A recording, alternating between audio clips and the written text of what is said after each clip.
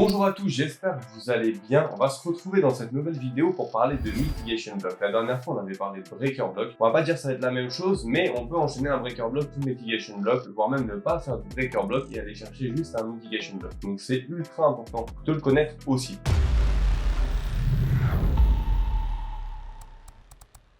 Contrairement au breaker block, le mitigation block, il se trouve dans la tendance en cours. En fait, ce que je veux dire, c'est que on peut avoir justement un breaker block suivi d'un mitigation block ou aucun breaker block, un fake swing high, pardon. C'est-à-dire qu'on vient pas casser le dernier plus haut et à partir de ce moment-là, on crée un mitigation block et on peut rentrer au mitigation block. Comme ça nous évite de tout le temps chercher des breaker blocks. Ou si on a loupé le breaker block et qu'on voit que par la suite, on a un mitigation block qui se crée, justement, on pourra rentrer dessus. Et là, vous voyez, du coup, dans ma tendance en cours, vous voyez là, peu importe, là, j'ai fait un breaker block, je suis dans la tendance en cours, le prix est en train de monter, on redescend, et en fait, on vient casser en une bougie, et on va juste reprendre appui sur cet order block là. Ça va être celui-là, notre mitigation block, justement. On casse, on prend justement la bougie, l'order block qui était cassé en une seule bougie, comme on avait vu pour le breaker block, ce que je vous avais mis dans les commentaires, justement. Ensuite, on vient le retester et par la suite, on repart. On va voir ça sur le graphique, ça va être beaucoup plus parlant. Donc là, ce que je vous disais tout à l'heure, c'est qu'on peut faire plusieurs choses. Soit on a justement notre breaker block, vous voyez, boum, on vient casser, on a un breaker, on reteste. Et si jamais par la suite, par exemple ici, on vient recasser très fortement, cette impulsion représente une seule bougie, on pourrait, si on a loupé ce breaker à ce niveau-là, se repositionner ici au mitigation block. Et souvent, on vient retest très rapidement les mitigation blocks avant de repartir. Enfin, même là, je l'ai fait un peu haut, mais en général, ça se passe comme ça. Vous voyez, on a une bougie, on vient retester, ça peut être vraiment sur une mèche. Le corps de bougie peut clôturer après bullish et le prix repart tranquillement. Ou alors, le cas de figure où on fait un fake swing high, le prix monte, il n'arrive pas à repasser au-dessus de celle-là. Vous voyez, il n'arrive pas à repasser à nous créer justement le schéma du breaker. Là, il repart et il casse fort en une seule bougie notre zone ici. Il vient casser fort l'order block et là, il peut refaire la même justement. Il vient retester immédiatement son mitigation block et repartir.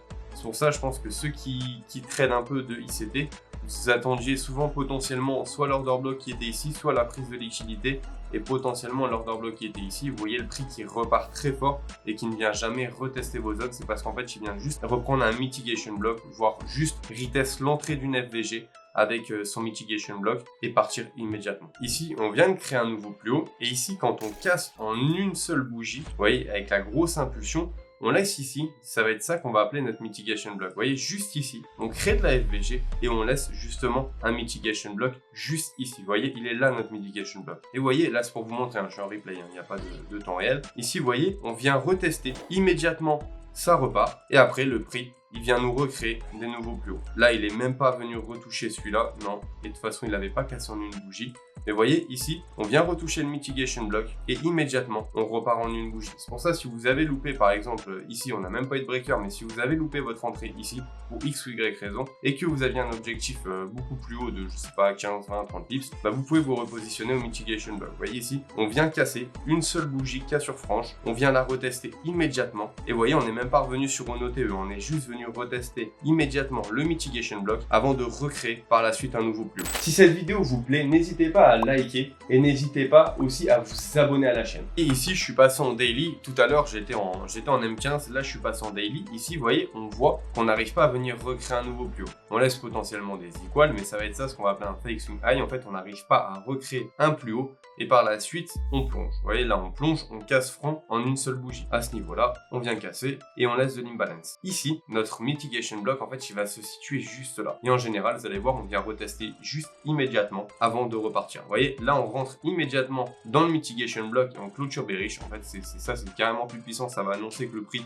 il va immédiatement partir. En fait, il est venu chercher son déséquilibre et risque de repartir. On vient une deuxième fois tenter. Et après, par la suite, vous voyez, le prix, il part. Le prix, il est parti vraiment juste sur son mitigation block. C'est pour ça que je vous disais, soit on va créer une grosse impulsion, on va revenir un petit peu ou repartir, soit la bougie d'après, on vient immédiatement retoucher le mitigation block. Et vous voyez, par la suite, le prix, il décolle et il va nous envoyer un petit 100 pips sur USD. C'est vraiment sympa. Donc ça, après, on peut très bien l'affiner en petite unité de temps. Hein. Ça peut être très intéressant d'aller chercher cette zone-là pour un mouvement de marché, un retournement de marché en plus petite unité de temps. Mais vous voyez ici, mitigation block, on casse en une bougie, on vient retester ce que je vous disais depuis le début. Soit on est dans la tendance, vous voyez ici, on vient casser, on retouche notre mitigation block et on repart. Vous voyez juste ici. Soit on prend un mitigation block comme ça. en repartant, que ce soit en haut ou en bas. On peut très bien avoir la même en baissière. Vous voyez, ici, on vient recasser en une bougie, on vient retoucher immédiatement le mitigation block et après on repart. Soit on a le cas de figure où on n'arrive pas à repasser au-dessus, on casse. Ici, on a un mitigation block, on prend le mitigation block et on part. On peut très bien juste casser. En fait, le but, ça va être vraiment de casser en une bougie et d'attendre un retest. On attend un retest et dès que ça retest, on rentre. Après, vous placez comme vous voulez. Il y en a qui mettent leur SL au-dessus du mitigation block. Vous tracez une zone d'OTE, vous protégez du dessus de l'OTE. Après, ça va vraiment être à vous de voir et de vous entraîner là-dessus. Ou demandez-moi dans les commentaires comment je fais. Comme ça, si vous voulez, moi, je vous expliquerai comment je me protège du mitigation block.